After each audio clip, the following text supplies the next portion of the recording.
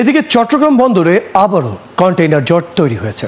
বর্তমানে বন্দরের ইয়ার্ডে ৪৮,০০০-এরও বেশি কন্টেইনার জমে আছে, যা সাম্প্রতিক সময়ের সর্বোচ্চ।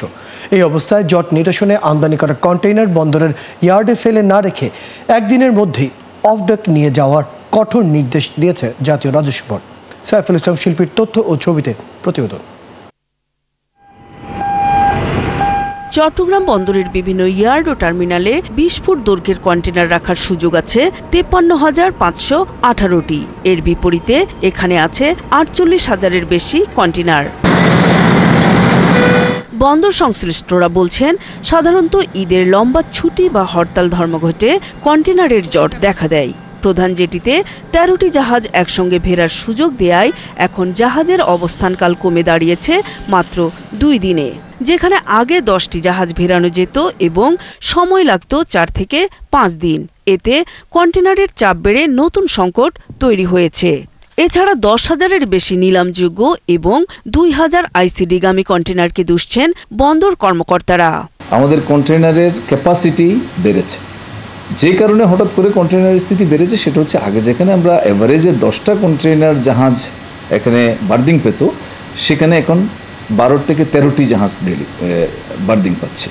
তো সেই হিসাবে 13টি জাহাজ থেকে কন্টেনার নামলে তো এটা একটু বেশি আমাদের কন্টেনার স্থিতি বাড়বে। ৬৫ ধরনের আমদানি পণ্য ডেলিভারি এবং তৈরি পোশাক রপ্তানির জাহাজীকরণ সম্পন্ন হয় ২১টি বেসরকারি অবডেকে।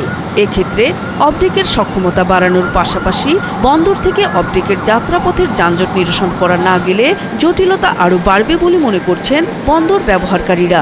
অনেকগুলো ক্রাইসিসের ভিতর দিয়েই কিন্তু ট্রেড যাচ্ছে, তো ইমিডিয়েটলি জাহাজের থেকে কন্টেনারগুলো নামবে, সাথে সাথে কন্টেনারগুলো যে নিয়ে যাবে, এরকম পরিস্থিতি কিন্তু এখন আপাতত চট্টগ্রাম পোর্টে নাই। তো এটাকে আমরা যদি এক্সপেক্ট করি যে একদিনের মধ্যেই বা সেম ডেতে কার্গোগুলো চলে যাবে, এটা আসলে বাস্তবসম্মত না। এদিকে চট্টগ্রাম বন্দরের কন্টেনার জট নিয়ন্ত্রণে কঠোর নির্দেশনা জারি করেছে জাতীয় রাজস্ব বোর্ড। নির্দেশ অনুযায়ী যেদিনেই জাহাজ থেকে কন্টেনার নামবে বন্দরের ইয়ার্ডে ফেলে না রেখে সেদিনেই অফডেকে নিয়ে যেতে হবে।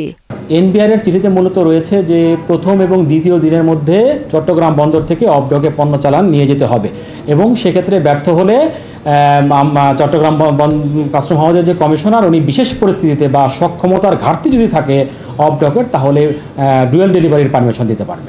স্বাভাবিক সময়ে বন্দরে ৩৫ থেকে ৩৮,০০০ কন্টেনারের অবস্থান থাকে।